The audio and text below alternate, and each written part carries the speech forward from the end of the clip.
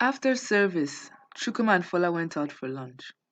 Chukuma had something he wanted to discuss with Fola. They both washed their hands at the sink and then sat down to devour their plates of pounded yam with egusi and kitchen. Chilled bottles of water were strategically located beside their plates. Though it was not a race, the speed at which the food went, well, let's just say that before he knew what was happening, they had both cleared their plates and left almost nothing for the dogs. Paula, Chukuma said when they returned from where they had washed their hands, I want your advice on something. It's about a sister in church that I'm interested in. I know I should meet the marriage committee before proposing, but I want to advise first. Go ahead, I'm listening. I've been friends with this sister for several years now, and I know she's a virtuous woman. Whenever we are together, she makes me feel like a king. She also understands me.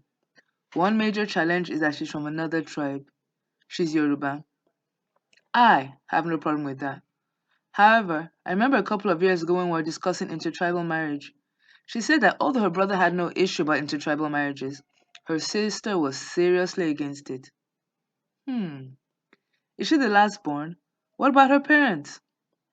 Her brother, Shegun, is older than her, but her sister Shewa is younger than her. She wasn't sure of her father's opinion, but she knows her mother would prefer her to marry a Yoruba brother. I want a situation where not only will my wife love me, but her immediate family would love me as well. That is important. I believe you have prayed about the relationship. It can work out. Remember, our pastor and his wife are from two different tribes, and they are doing quite well. Also, my friend Isaac and his wife are from two different tribes. That's true. Yes, I have prayed, and I believe I should go ahead. Then go ahead. God will help you to overcome the challenges. By the way, what's the sister's name? Shade. Shade? Fola's mouth opened wide in disbelief. He couldn't have heard correctly. He had seen Shade and Chukuma together several times, but it didn't seem as if there had been anything between the two of them. Had he been blinded?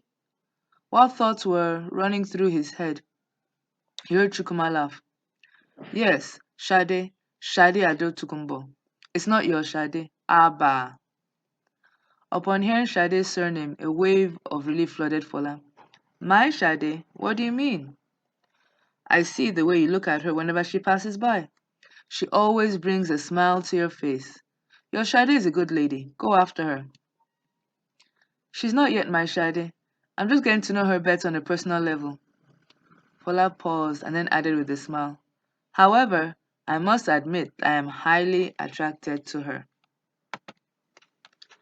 On Saturday, Fola went over to Shade's place. His heart was very light and happy. He had good news to share, and he was looking forward to spending quality time with the woman who made him feel that he could achieve anything he wanted to. Shade wasn't expecting Fola, but when she saw him, she didn't know when a big smile came on her face. This was someone she had known at a distance for quite some time, but now butterflies floated in her tummy whenever she spent time with him.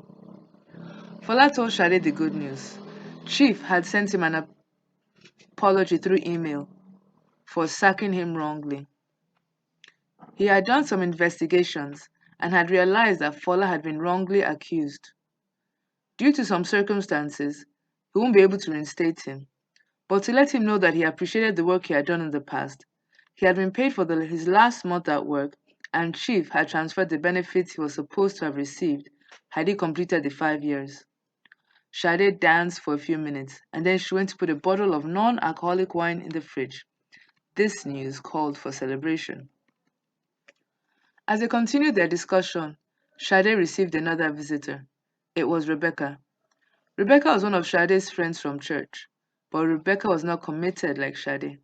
She attended church only on Sundays and some special programs, and she had not joined any working group. It wasn't that she was very busy, it was just that, as she put it, she had other things she wanted to do. Rebecca had planned on delivering a message to Shade because she was in the area to see someone else, but she changed her mind when she met Fola and did not leave until after Fola had left. Things were going well for members of the Glory of His Presence Chapel.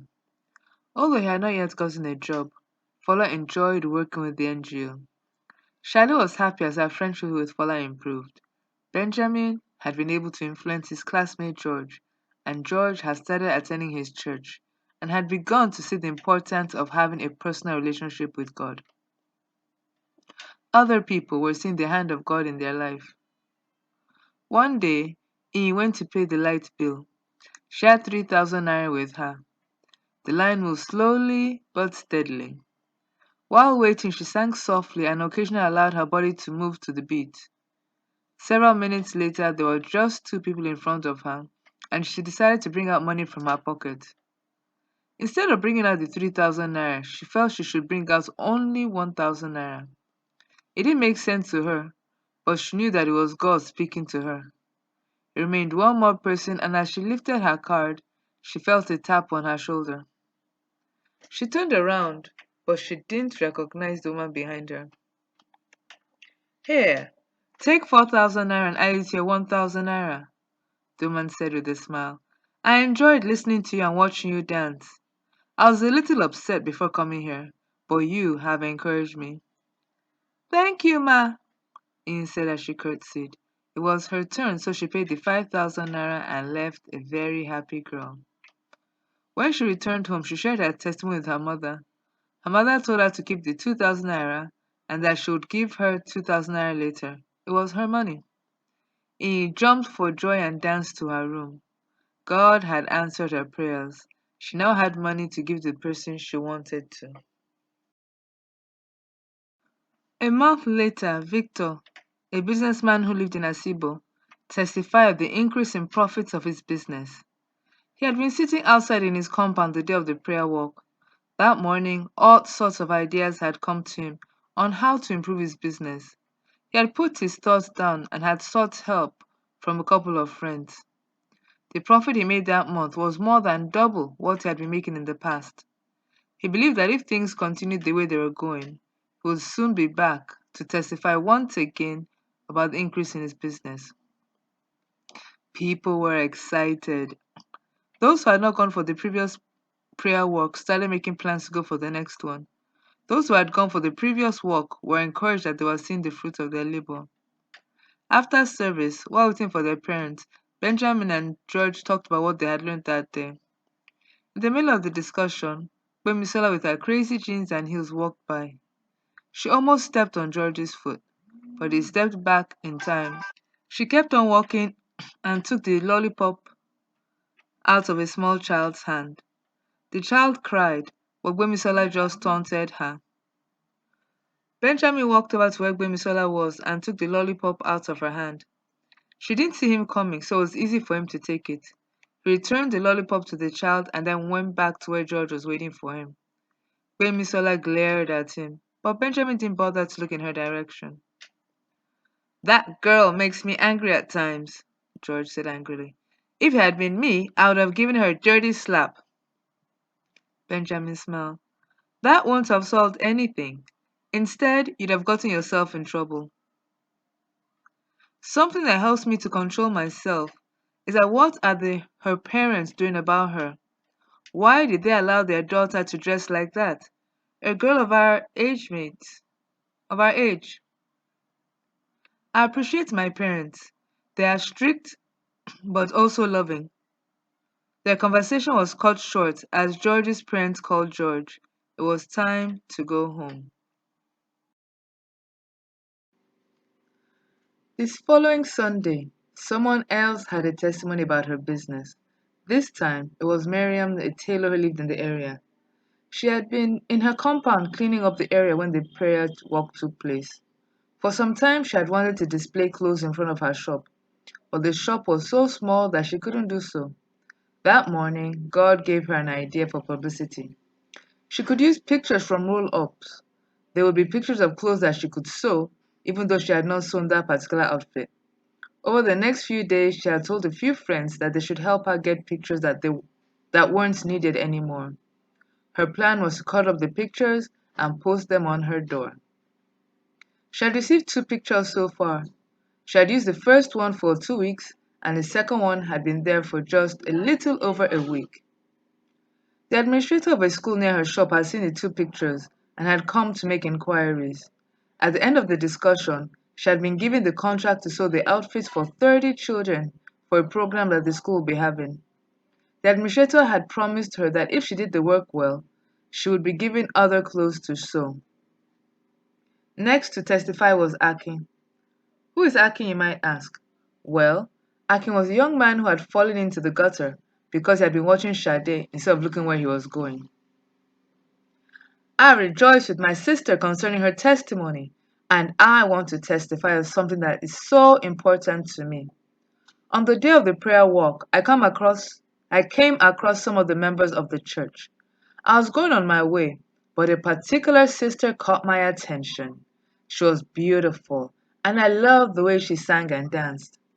I wasn't paying attention to where I was going, and let's just say that the brother came to my rescue. He then gave me one of the flyers for the church, and I accepted it because I wanted to catch the sister who had caught my attention. No pun intended. Akin looked around and then continued. I would come to church late to try to meet with the sister. I was able to get her name, Sade, but for some reason I couldn't speak with her. For 3 weeks the same thing happened. I couldn't speak with her, but God made sure I heard his voice when he spoke to me through the preaching. Each time I came to church, the word would just hit me. Just this past week, I went to meet the brother who had given me the flyer, Brother Gbenga. He led me to Christ, and I'm proud to say that I'm now born again. God has turned my life around. Somebody shouted, Praise the Lord. And as the people shouted, Hallelujah, some people stood up to rejoice. Shade was surprised at the testimony, but she was grateful to God for another life that was saved. Yes, God was working in their midst.